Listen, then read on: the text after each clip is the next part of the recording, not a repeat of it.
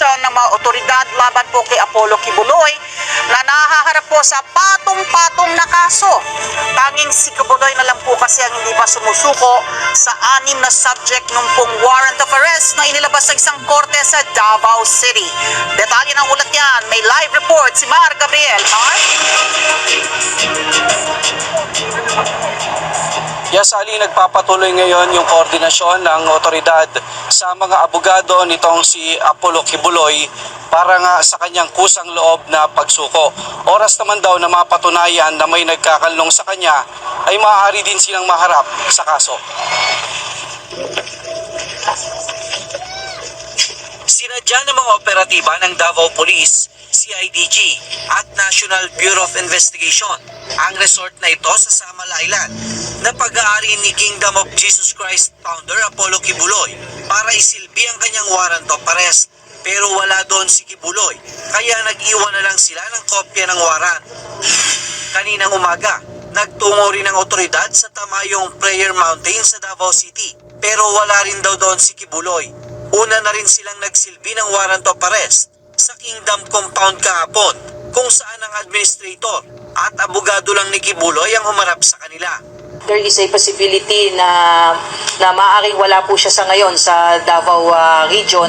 But then again, I would like to take this opportunity nga na manawagan kay Pastor at sa kanyang mga mahal sa buhay, kaibigan at mga supporters at pati na rin po sa kanilang mga abogado na ito naman po ay kung ang mga warrants of arrest po na ito inisyu naman po ng ating korte ay bigyan po natin ito ng respeto at sana nga po through the intercession po ng kanyang abogado ay harapin na lamang po niya ito. Anyway, available naman po itong mga kaso po na ito.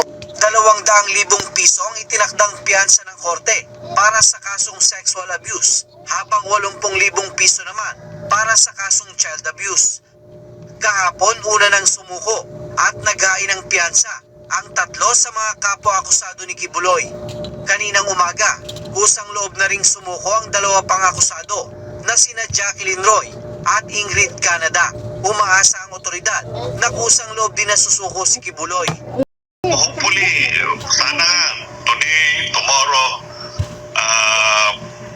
lulutang si Pastor Kibuloy to face these charges kasi ang mga tao nakasama niya dito sa warrant na ito, yung 5 ay all accounted for na. Siya na lang ang hindi pa. Alam natin marami pong sumusuporta sa kanya and we are hoping and praying na cooler heads will prevail para po hindi po tayo humantong po na magkagulo po ang sa parte po ng mga police o other law enforcement agencies po na mag-i-implement po nitong warrants of arrest po. Sa ngayon, nagpapatuloy ang manhunt operation ng binuong tracker teams para tugisin si Kibuloy na pinaniniwala ang hindi pa nakakalabas ng bansa. Tuloy din ang koordinasyon nila sa mga abogado para kumbinsihin ito na harapin ang kanyang mga kaso.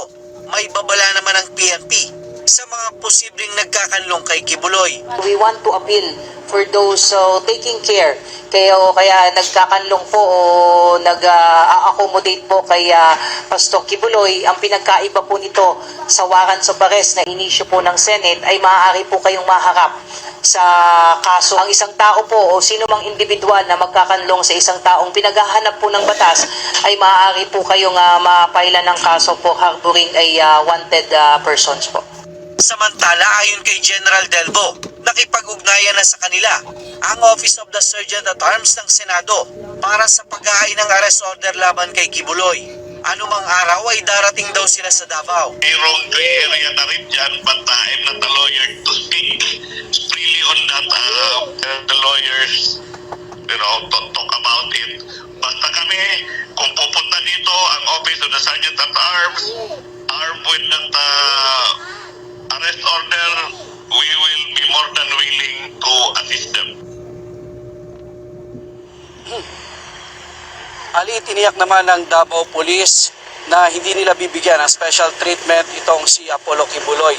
Nangako rin sila sa mga taga-sunod at mga taga-suporta nito na poprotektahan nila yung kanyang mga karapatang pantao. Ali? Mar, itong tanong ko dito sa babala ng PNP, no?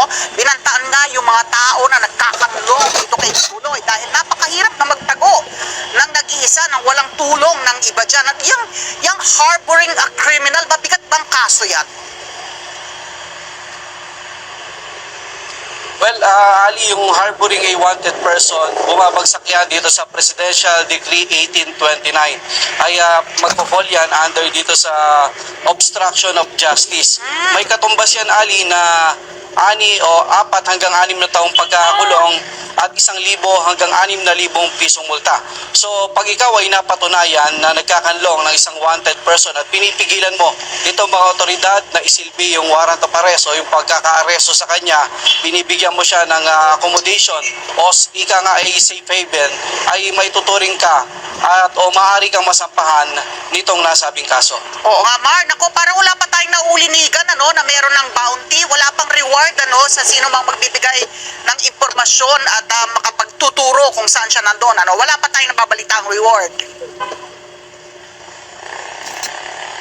Well, sa ngayon, wala pang reward na inalalabas para nga sa ika-aresto nitong si Kibuloy dahil ayon sa otoridad, binibigyan pa nila ng tsansa na kusang loob na sumuko gaya nga nung kanyang mga co-accused. Actually, patuloy yung pakikipag-usap nitong Davao at nitong NBI operative sa mga abogado niya para kusang loob siyang isuko at sa ganon ay may proseso at maiharap sa korte para doon sa pagpapatuloy nung pagdinig dito sa kanyang mga kinakaharap na kaso.